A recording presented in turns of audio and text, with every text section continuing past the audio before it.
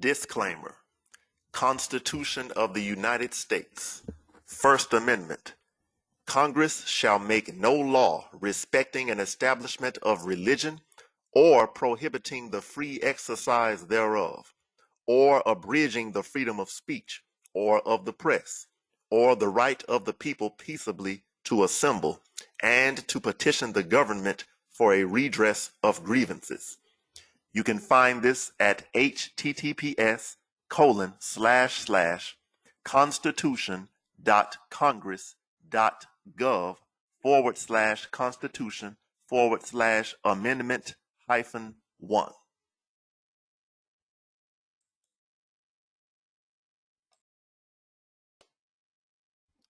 Statement of Faith, Religion, and Highly Held Beliefs. Psalms chapter 103, verses 1 through 3. Bless the Lord, my soul, and all that is within me. Bless his holy name. Bless the Lord, my soul, and do not forget any of his benefits, who pardons all your guilt, who heals all your diseases.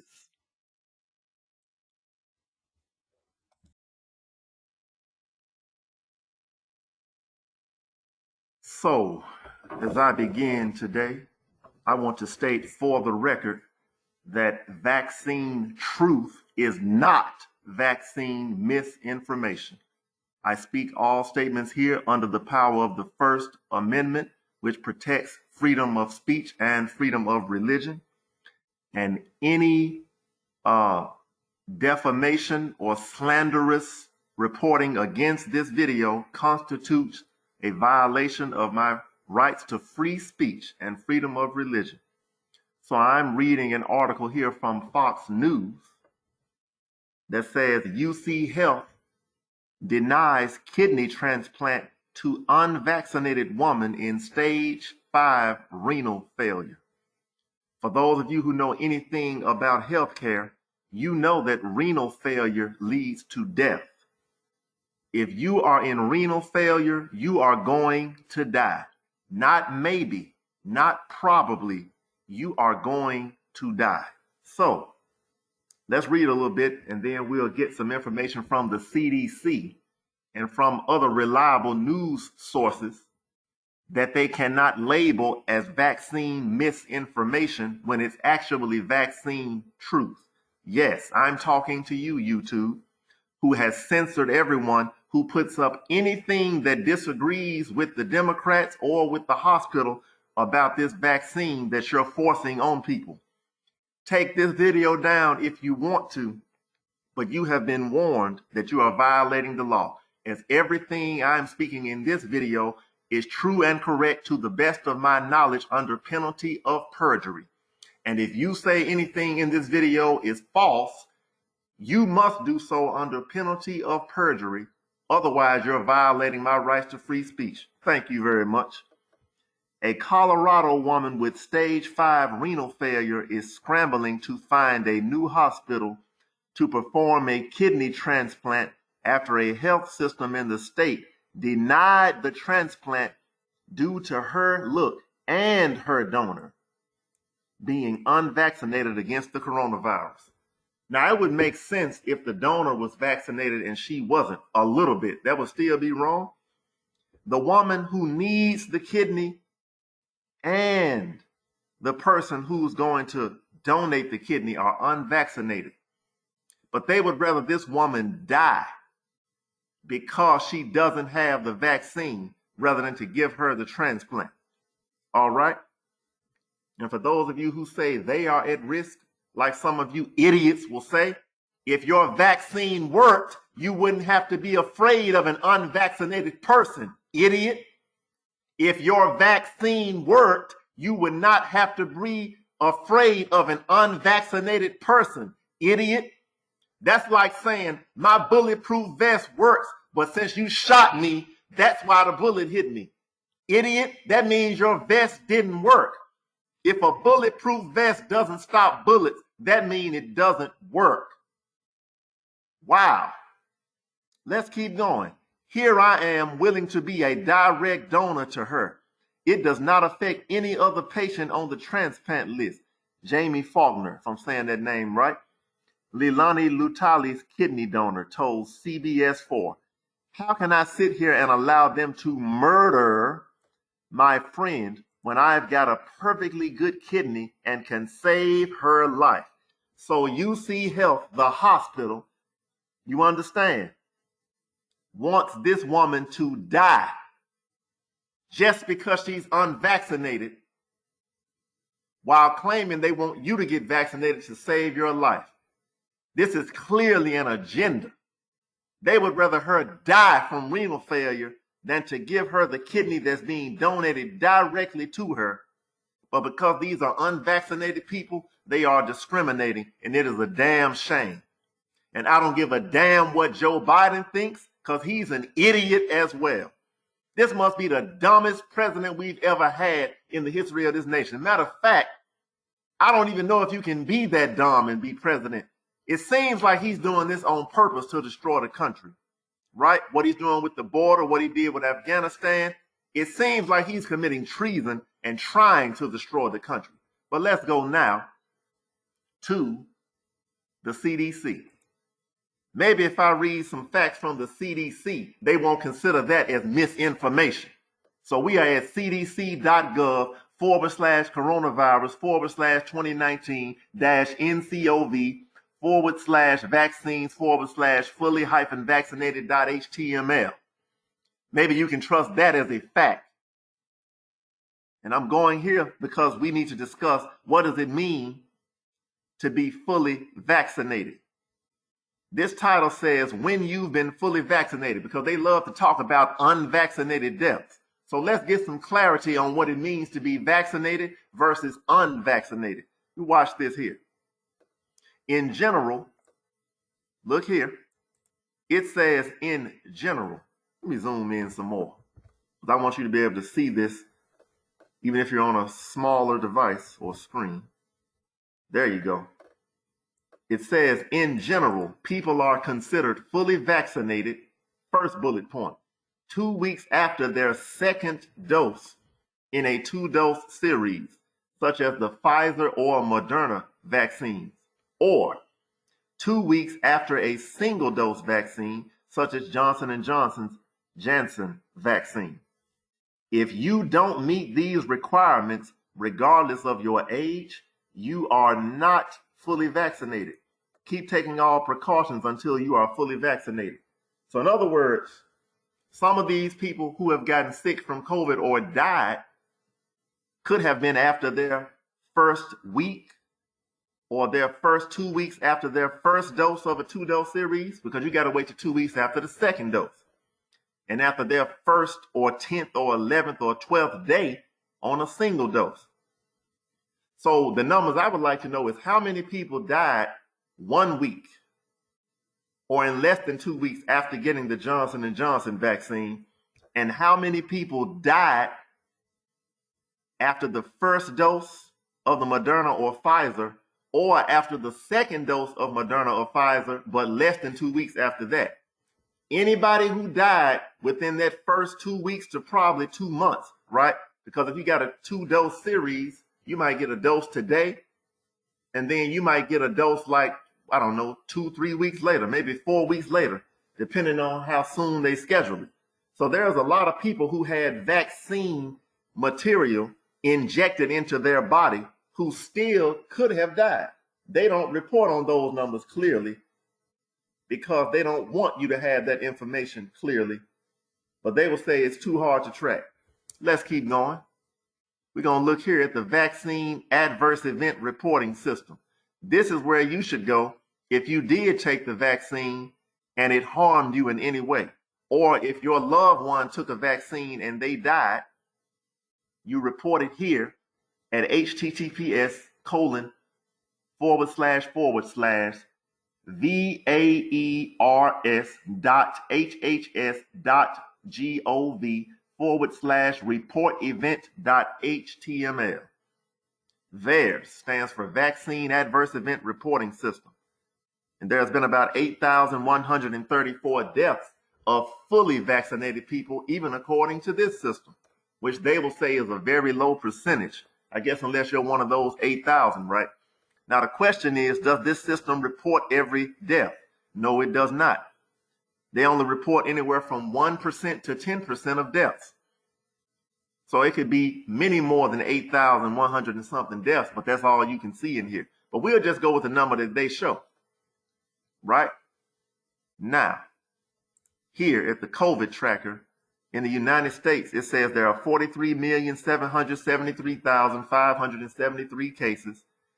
The 7-day death rate per 100,000 is 3.1 people, and the total deaths are 702,360.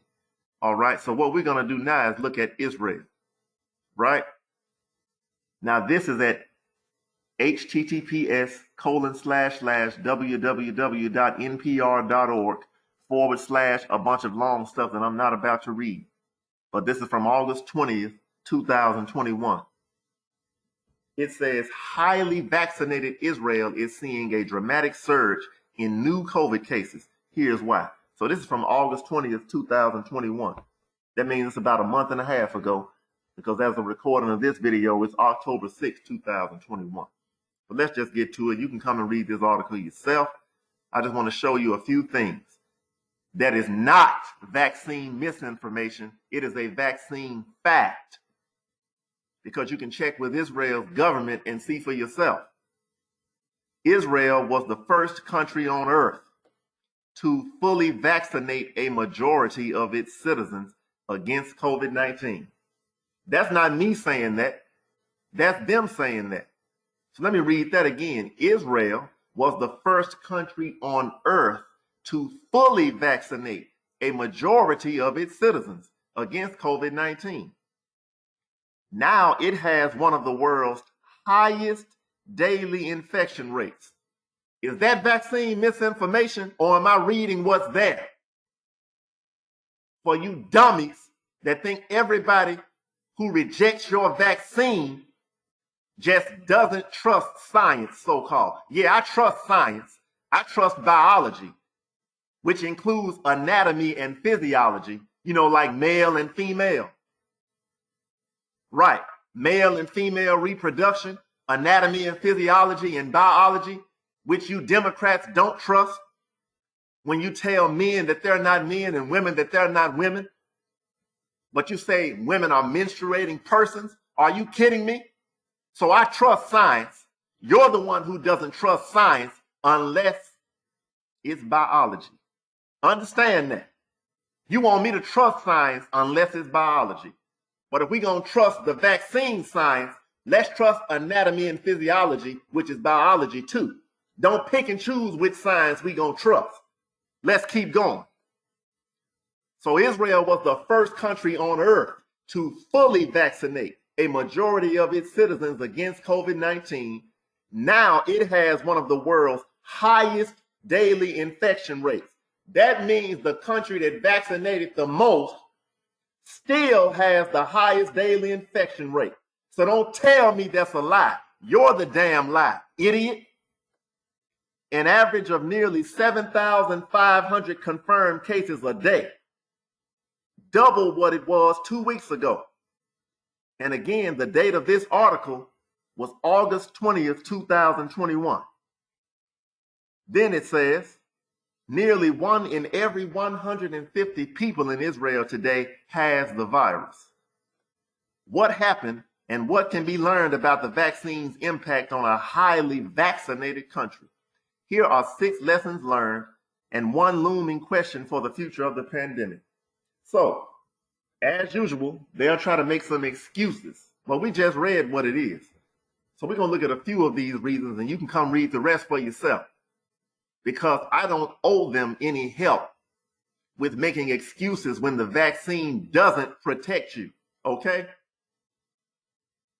Number 1, immunity from the vaccine dips over time. That is a fact. It is not permanent protection, even if it works for you.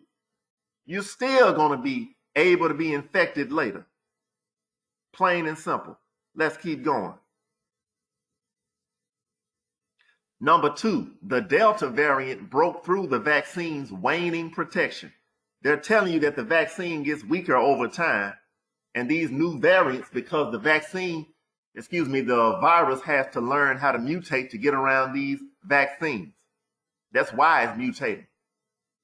If you're a boxer and you're fighting someone and they beat you the first time, what do you do before you have a rematch? You watch the film, you watch the video of the fight, and you learn how to change your style up a little bit so you have a better chance of winning. You also eat better, exercise better, prepare better. So when you take the vaccine, the virus is mutating to try to learn how to better beat the vaccine. And it won because the Delta variant broke through the vaccine's waning protection in Israel. That's why Delta accounts for nearly all infection in Israel today. Is that me making this up, or am I reading from NPR.org, who got it from the information from the state of Israel? Let's keep going. Number 3. It says, if you get infected, being vaccinated helps. Now watch this. This point seems to be something that supports getting vaccinated, right? So you would think that I'm going to skip over that one. No, I'm going to read this one. Watch this here. I'm going to say it again. If you get infected, being vaccinated helps. This is what they say. So let's read it.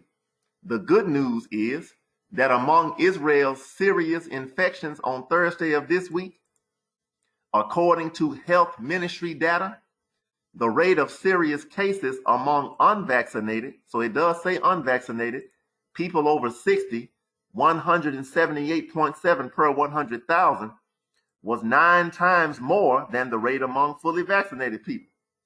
I'm reading that. I'm not skipping over. Let's keep going. People of the same age category.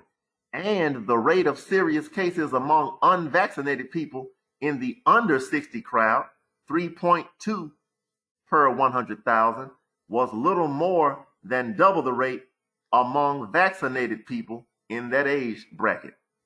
Let's keep reading though. The bad news, who says? Doctors say. These doctors like Dr. Fauci that you trust. This is what the doctors say, since you want to call me and everybody else damn vaccine misinformation. And by the way, I have worked in healthcare. Understand that. So I'm probably more of a professional than you, but I'm not going to tell you what my title is or was. So I've worked in this healthcare system. So don't get it twisted. I'm not somebody off the street who has never given a shot or never given a medicine or never seen people die from adverse reactions. I've seen it firsthand.